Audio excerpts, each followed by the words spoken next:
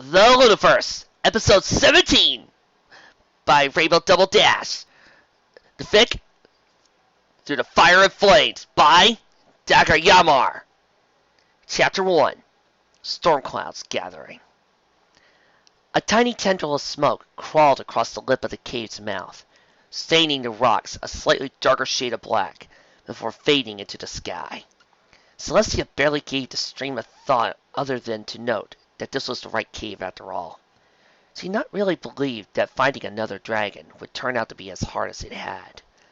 But it seemed they truly did give Equestria a wide berth. She glared at the partially obscured ceiling as she stepped through. It was far too small to suit her purposes. Barely twice as tall as she was. The creature that lived in here couldn't possibly be. Her train of thought ground to a halt as the tunnel turned a sharp corner and suddenly opened up to a large cavern. Half a Canterlot could have fit inside, towers and all. Stalactites dripped down out of a swirling fog of black smoke that rolled like an angry sky. Each one etched with a pale violet gems that somehow glowed enough to see by. More than 24 small tunnels, like the one she had just descended, led out at intervals around the cavern, letting the excess smoke out slowly. The entire far end of the cavern led down to a small tarn of water, no doubt leading to an underwater series of tunnels providing the true entrance. Nearly every patch of floor was strewn with glittering treasure, nearly all of that work of gold and silver. Crowns, jewelry, bits, intricately worked chests overflowing with more wealth, thrones, rings, and more. In all that splendor, it was almost easy to overlook the lack of anything not forced by pony hooves. Celestia missed nothing, though she only noticed the lack of an interesting fact. All her attention was focused on the creature resting in the exact center of the hoard. Shortly upon returning to her rightful kingdom, she had met another red dragon. It dared to try attack her, and now its cave was hers, and it had a crazy smear. The differences between that pitiful creature and this one couldn't have been greater. The dragon lifted itself from its recline casually, rearing up to almost 3 times the size of another. Age was apparent in how it moved, and the size of its claws and thrill. But the years hadn't affected its deadly grace. Its golden eyes locked upon hers, but with a look of calm rather than rage. And something else. Celestia's mouth opened, but the dragon's deep baritone rolled over her first. I see you, Celestia. The rumors of your return are true, it appears. Celestia paused, pleased despite the interruption. Only one other mortal had greeted her with her true name since she regained her freedom. Promising.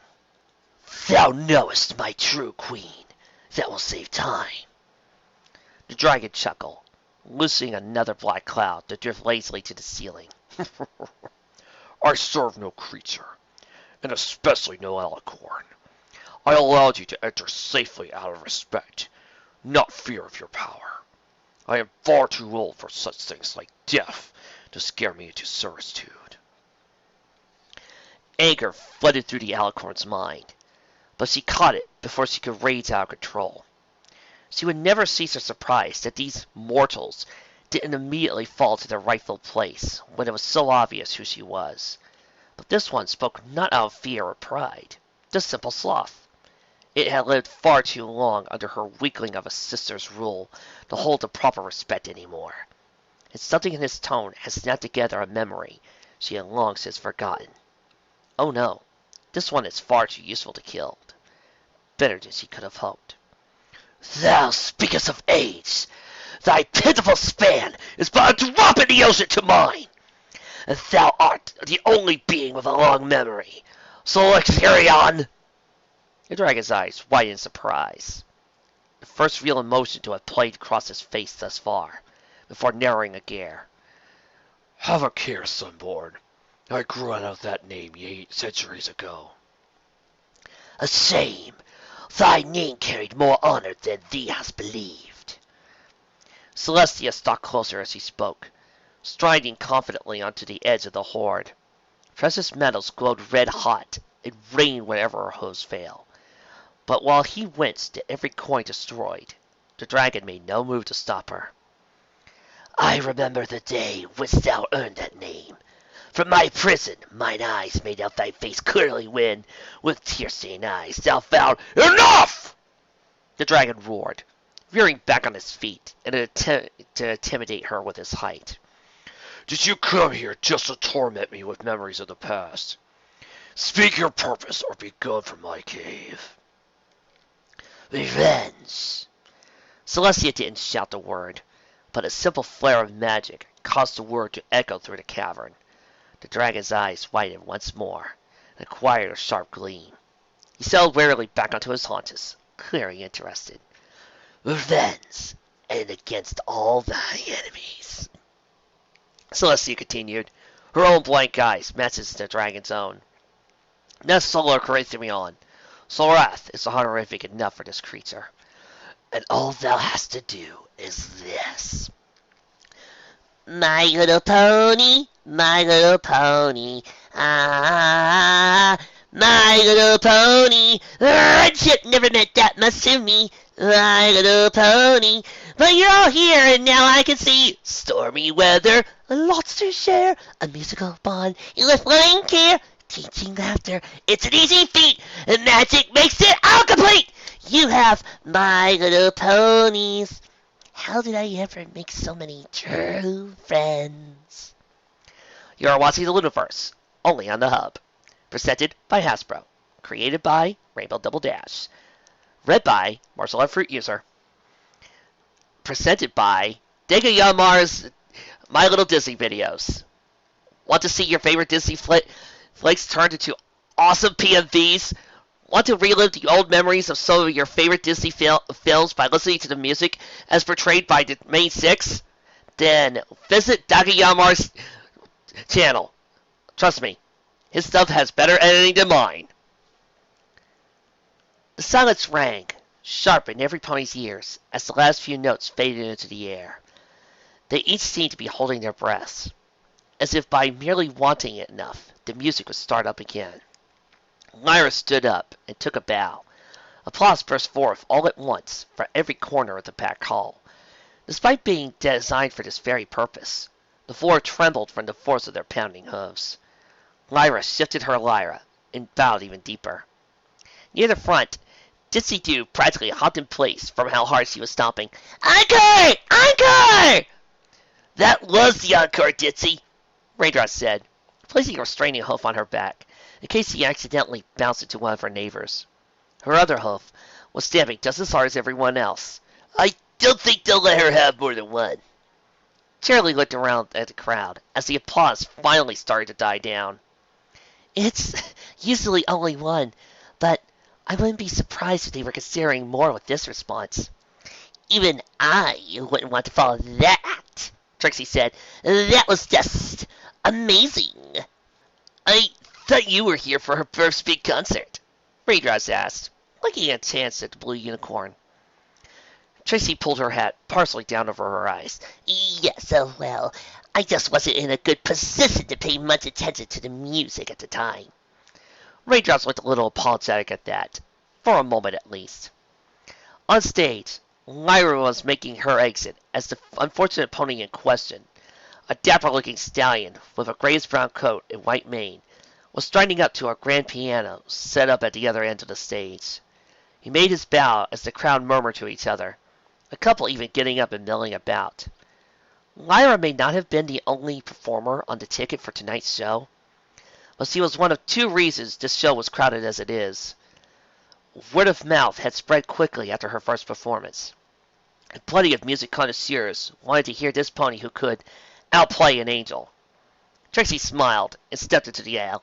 Come on, let's go congratulate Lyra. Don't you want to listen to the rest of the concert?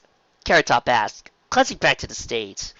The stallion had sat down at the piano, but wasn't playing yet, apparently letting the quiet stretch out until he was ready. Trixie shook her head and started quietly walking to the end of the aisle. After what I just heard, I don't think any performance could impress me half as much. The others looked at each other for a moment, but caught up to their friend just as she made it to the door leading backstage. The porteur let them in quickly. Lyra had thought ahead and told the crew to let them back if they wanted. The backstage was a hectic mess, disconcerting after the respectful order of the audience outside. But they managed to avoid crashing into any pony rushing about. The dressing rooms were located behind the stage, and they could hear the soft sounds of the pianists as they passed. "We're just great!" some pony was saying as they found the right room. Trixie didn't even pause as he pushed the door open and hopped up onto her hind legs. "All praise the majestic and lovely Lyra Heartstrings for her most excellent performance." "You sure know how to ruin a mood," Lyra muttered, looking up from nuzzling her mare friend Bon Bon. She couldn't suppress her grin as her friends piled into the room. "And I thought I told you never to call me that again." "And I told you to knock the power of an amazing title can add to a performance," Trixie returned, but she backed off to let the others have their turn. "Oh, Lyra, you are wonderful!" Cheerilee exclaimed, giving her a tight hug. Dizzy replaced her as soon as Cheerilee let go, offering her own congratulations. Bon Bon looked a little miffed about losing her alone time with Lyra, but the warmth in every pony's praise kept her from being annoyed too long. "I didn't expect you all to show up." Lyra laughed when she got the chance. She leaned back in that uncomfortable way of sitting that she had and slipped an arm back over Bon Bon's shoulder. "You couldn't have kept us else away," Dizzy said. In truth, it had taken some effort to find free time in all their busy schedules to come all the way to Canterlot for the show, but it was well worth it. "Did you write those songs yourself?" Lyra blushed. "Only the encore. The first piece is an old classic I adapted to be played on the Lyra. It's originally performed on the violin, but the second one was the same composition I played in my first recital here. Don't you remember it, Trixie?" "It would be hard to forget," Trixie murmured, shifting uncomfortably. Raindrops stared at the far wall as if it suddenly become incredibly interesting. "Anyway, can you believe the audience out there?" Cheerilee said, easily diverting the awkward silence before it could ruin the mood. "All those ponies here just to listen to you. Isn't it just credible to imagine?" "Not just me," Lyra said, trying and failing sort to sound modest. "Don't sell your talent short." The second reason for the huge turnout, as said, as he entered the increasingly crowded dressing room. Princess Luna held out her hoof as they bumped into each other in the cramped space. "No need for that. I just wish to congratulate you on a marvelous performance." "Thank you, Your Majesty," Lyra stammered. "But the concert isn't over. Don't you want to listen to the other performers?" "Oh, I'm still out there in my private box," Luna explained. She met her student's eye and winked. The others might not remember how the princess had split into 3 different ponies during the longest night celebration, but Trixie had a lot more personal experience with her mentor's personal trick. "Your technique is truly flawless," Luna continued. "I haven't heard talent like yours in a long time. It's truly a shame I missed your original performance." "You didn't actually miss anything," Trixie cut in.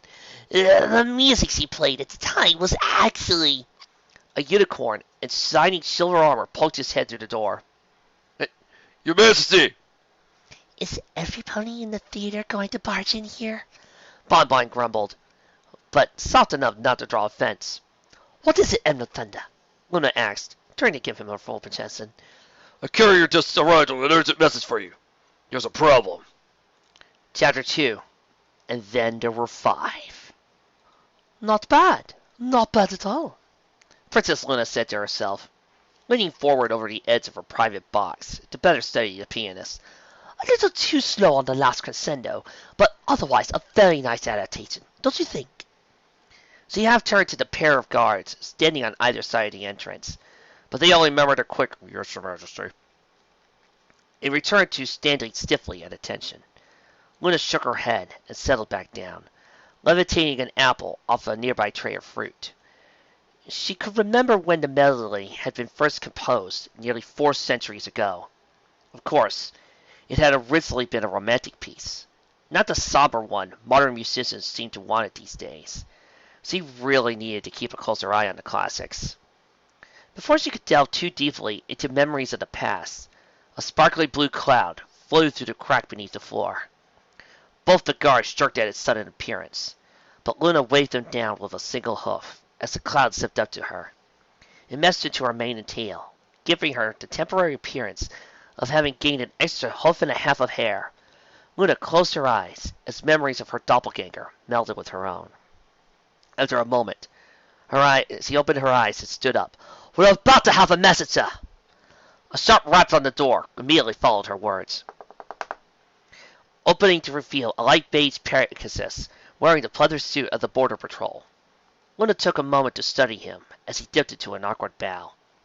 He was young, and his suit was barely creased or travel-stained, so he couldn't have held his job for very long. The faint sheen of sweat was still beading on the back of his close-cut mane, showed that he had flown straight here after arriving at Canterlot. He bore no saddlebags, presumably having left them at the same station house where he discovered she was attending the show. So the message he carried wasn't secret enough to warrant hiding it from the messenger, but important enough for him to go straight to her without delivering it to an officer or clerk. The Pegasus tilted his head up. It seemed to freeze when his mind met hers. "Your Majesty, I've got a message. Sorry to barge in on you. I mean, calm yourself," Luna said in her most soothing voice, motioning to the bowl of fruit under her wing. "Do you want something to eat? You must have had a long flight, cadet." "No, thank you, Your Majesty," he stammered, looking mortified at the thought of eating in front of the princess. "Cadet Flare Twirl, Your Majesty. The message?" Luna sighed inwardly in his fearful tone, but nodded for him to proceed. Flare stood quickly and gathered his courage, squeezing his eyes shut to aid his memory. "A dragon has made its cave in the mountains just outside of Hippakis in northern Xenophon. From what little we can gather, all it's doing is sleeping, but it's storing a dark cloud of smog that we haven't been able to stop. It's already covered most of the city and was spreading to the surrounding towns by the time I left. Commander Ruby Spiral sent me to find you because she doesn't have any other ideas, and I probably shouldn't have told you that, but this is just my first solo mission and I almost forgot my planned report after the first night and now I can't stop talking again." A hot tap on his shoulder shocked him into silence, and he looked up to see the princess smiling calmly down at him. "Ease yourself, Flatwell. There's no need to get it all out at once. Now, this is all about one dragon, right?" Flare gulped and tried to stand up straighter. "Yes, Majesty, but it must be a very big dragon for it to make so much smoke this quickly." "Possibly," Luna alleged, raising a hoof thoughtfully to her chin. "But all of the older dragons know that Equestria is not open to their kind. Why does this matter require my personal attention? Any number of weather teams should be able to clear away the clouds, and one dragon ought to be easily persuaded to move along. Is the dragon behaving violently?" "No pony has been able to talk to it because of the flowers," Flare answered. Luna blinked slowly. "What flowers?" Did I mention the flowers?" Flare looked about to launch into a slew of apologies, but swallowed and moved on. "Well, the cave the dragon has laired in is surrounded by a large field of strange purple and green flowers. I guess they're releasing some kind of pollen or something because every pony that's gotten close to them has fallen into a deep sleep. The pollen is mixing with the smoke, so none of the Pegasi are able to get near the cloud without dropping to sky." "What about the ponies living in Hippakis?" Luna asked, cutting in sharply. "Has the smoke affected them in any way?" "The commander evacuated the city as soon as he realized the danger, but any pony beneath the cloud is falling asleep. Oh, but it's not permanent. You wake up as soon as you get away from the smoke with no more than a headache. It's just, there's no way to stop the smoke. Not even unicorn magic has worked, since it was coming from a dragon." The princess's eyes widened at that last bit, and she started pacing around the small box. For the smoke to be potent enough to dispel magic from that distance, the dragon would have to be very old, almost ancient, several hundred years at the earliest. That's unliking. Pausing, she looked over her shoulder.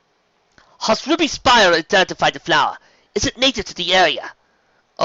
Not that I know," Flare said, racking his brains visibly. "No one from the local towns knew of them when the commander asked, at least." "A coincidence, then, or perhaps—" Luna nodded to her guards, and they opened the door for her. Thank you for your report, Flairtois. I'll see to this matter immediately. Rest here at Canterlot for as long as you need. Flair hastily dropped to a bow, but sprang to his feet immediately. Thank you, Your Majesty. But won't you need me to show you the way? It took me 2 days to fly here, and the commander said I was the fastest in the squad. I'm afraid you wouldn't be able to keep up, Flairtois. Lyra replied, exiting the booth without breaking stride. She dismissed her guards with a flick of her wings. They would let the appropriate parties know of her departure and the reason. It should only take me an hour or two to reach Xenophon, and then... Lost in her thoughts, the princess ignored the theater-goers bowing around her as she exited the building and launched herself into the sky. As she'd been paying attention, she might have noticed a pair of glowing, yellow eyes that tracked her from the alleyway across the street until she was out of sight. A rasp of stone, and the eyes vanished as if they'd never been. And this, Trixie said, pointing dramatically, is a statue of a pony, standing on her hind legs and holding a flag. There are stars all around her, and she's wearing a cape, so that's cool. We can see what it looks like ourselves, Trixie. Raytrot's deadpan. I think it's very interesting. Charlie cut in, deftly maneuvering the conversation before the argument could form. This might make for a very interesting field trip. Do you know what this statue represents? Trixie scratched her head and tried to think. Victory, I think. I don't really remember. It's been a long time since Luna taught me about them. Leaving Lyra to her alone time with Bon Bon, they had decided against listening to the rest of the recital and left the theater, declaring that the night was too early to return to the rooms they had prepared. Trixie had led them off to see the sights of the city. It quickly became apparent to her friends that Trixie didn't get out much once he had been living here, though. Where do you think the princess was going in such a hurry? Ditsy asked. They had left the theater just in time to see her soar off out of the city. It must be very important for her to leave just like that, Carrot Top agreed. But I'm sure she'll be able to handle it, whatever it is. Of course she can take care of it. She's the princess, Trixie stamped her hoof, miffed that they were interrupting her tour. Anyway, this one is a bunch of fillies standing on each other's backs. I guess it represents friendship or something like that. Hey, what's with that cleared area over there? Carrot Top asked, pointing to a big open region devoid of statues next to the royal maids. It looks like the grass is newer over there, like it's been recently replanted. Trixie glanced irritably at the field and suddenly burst into nervous energy. Why don't we head over there? The royal libraries are long apart in this gardens. Wouldn't you like that, wouldn't you, Cheerly? You're a teacher. Looks like the pathway curves around it. So, there must have been something here. Raindrop shaded her eyes to peer bare. Say, is that where... Oh, this is fairly interesting! Trixie practically shrieked, telekinetically pulling her friends along with her as she charged the nearest building. It's the Starslow the Bearded Wing! I spent a lot of time here when I was studying under the princess. Did you know that he was one of the strongest spellcasters of the classical era? Hey, look! There are statues over here, too! Dizzy said, pointing ahead of them at two shapes on either side of the building's entrance. Trixie brushed that aside with a shake of her head, dropping her magic from the others. Those are just the guards on duty tonight. This is one of the most securely guarded sections of the archives. I'm sure they'll let us in if I ask, though. I am Princess Luna's apprentice, after all. Freydoff said, flying up and tapping one on the head. Donk, donk. These are statues, Trixie. The other four slowed as they got close to see clearly. The two guards, both Pegasi, were indeed entirely made of gray stone. They stood with shocked expressions on their faces, a long spear held crooked in their forelegs unused. They were both turned to look behind them at the door to the library, a door which was hanging slightly ajar. In their shocked silence, they heard a thump and what might have been a muffled curse from inside. Cheerly was the first to break out of her surprise. There might be more ponies inside! She exclaimed, making for the door.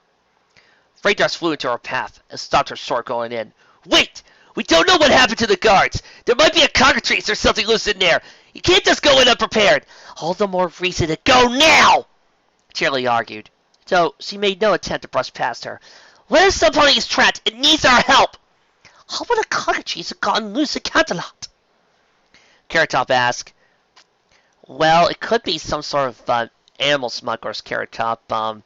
They did pop up last episode. Drawing a deep breath, Tracy stepped forward and put a hoof on Raindrop's shoulders. She's right. We can't just leave anyone inside if they're in danger. Concentrating, a blue nimbus of magic formed around each of them in turn. Within moments, they all faded from sight, and any sound they make while walking was similarly muffled. Tracy channeled one more time, and a small magic appeared in front of each pony, visible only to them. I'll be able to keep track of every pony with that, Tracy's voice said, apparently coming from nowhere.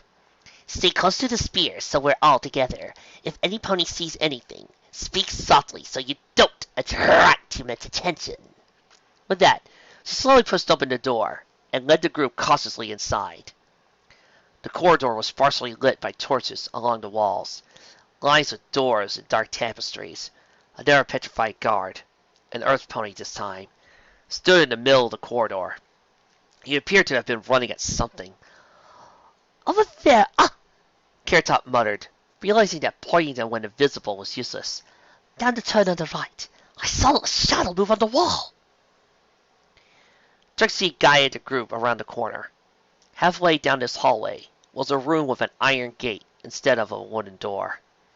The gate stood wide open, and the large lock looked like it had been half melted away. The sounds were coming from in there.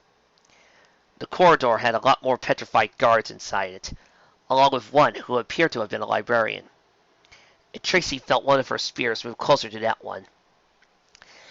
They're all pig-side and earth ponies, Dissy's voice said. Where are the unicorns? In here! Tilly said, in a strangled whisper from the open door. Trixie rushed over, prepared to tell them all for not staying together. But what she saw when she stepped through the portal killed the words on her tongue. Most of the bookcases in the room had been shoved over, and a few were smoldering, leaving the stench of burnt paper in the air. About a dozen unicorns, 3 in soldiers' armor, sat in a huddled group, bound and blindfolded. A large pedestal stood empty in the center of the room, the deep grooves in the top hinting that something large had been displayed there recently. But there were creatures laboring around a large hole in the other side of the room that arrested their attention. They appeared like large snakes, the smallest of which would have been taller than Princess Luna, even when reclining. Their scales were burnished golden red in hue, and appeared to glow softly in the dim lighting. They each had a broad chest, about 2 feet from down their necks and their heads, from which sprouted 2 strong-looking arms. Their arms were tipped with 3 sharp talons, which they used to grab things. Their faces were more like a lizard's than a snake, and their eyes were all a solid color. Each creature wore a golden breastplate and skull cap, along with dozens of pieces of jewelry, bracelets of rings and loops of long necklaces, all worked gold like the armor. 2 of the creatures guarded a group of prisoners, while the rest were gathered about the gaping hole. The top of what looked like a giant hourglass disappeared down the pit as they watched, handled by the creatures as carefully as a newborn. Another one slithered back and forth along the lip, observing the process. This one was slightly larger than the others, and it had twice as many arms, with 5 armbands of gold on each arm, and a worked headdress with shining spikes. Where the other creature's eyes were solid emerald, this one shone bright gold. What are they? Carrot Top asked in a terrified whisper. We have to rescue them, Raindrop said at the same time, trying to slip into the room from above. Just hold on, or they'll know we're here, Trixie hissed, stepping slowly forward. Everyone just wait right here. I'll try and loosen the ropes without them noticing. She edged forward carefully, trying to step on as few scrolls as possible. Her spell might muffle her steps, but it wouldn't render the books invisible as they were knocked about. She got right up to the pedestal before deciding she was close enough and peered at the prisoners. They were all bound by a single length of rope, held by only one of the guards. Both the creatures had their attention on the group, working on the hole, slightly swaying in anticipation. It was clear that the prisoners would soon be following that hourglass down the pit soon enough. Tracy muttered under her breath as he stared intently at the rope. One of the oldest spells he had ever learned came readily to mind, and the rope closed softly, moving to her command.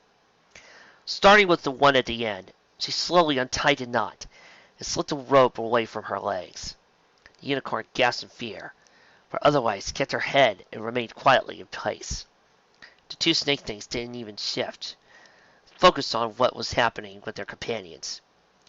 Two more scholars, then one of the soldiers, another scholar, then... The sixth prisoner shrieked when the rope loosened from his legs and jumped to his feet. I'm free! He shouted, suddenly blinding away, and immediately crashing into a pile of fallen books. Tracy cursed, ripping the last bonds free quickly, while simultaneously tearing off everyone's blindfolds. Run for it! The guards had spun around when the first one had shouted, but Tracy gave them no time to do anything.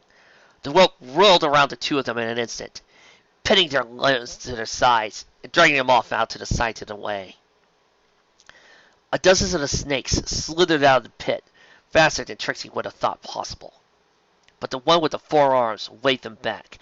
Protect the hourglass with your lives! She hissed in a commanding voice, moving forward on her own. Get the civilians out of here! One of the soldiers ordered, turning around to meet her advance. His horn glowed bright silver, but sputtered out almost immediately. The guard clutched his head as if he was in pain. The snake creature clutched at something amongst her necklaces and held one of her arms in the direction. A sickly green light shot out from her talons and enveloped the unfortunate unicorn as he was looking up. He froze in place as the color seemed to bleed out of him all at once. The green light faltered a couple of times as the petrification completed, as he glared down at whatever it was she was holding, giving it a little shake. Tracy pressed herself against the pedestal, despite knowing she was still invisible, and shuddered. All right, that's enough of that. Time to get out of here. It was then she noticed, for the first time, that the others hadn't waited at the door like they had been told. Come on! Hurry! This way! Charlie shouted over the door. A panicking unicorn almost jumped out of her skin, feeling an invisible hoof land on her back and propel her toward the door. On the other side of the room, one of the snakes was trying to untie their companions, jerked finally backwards as if it had been kicked in the face.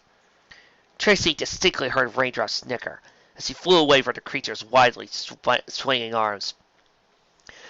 There's something visible here, High Priestess. The creature that was hicked howled, clutching its head.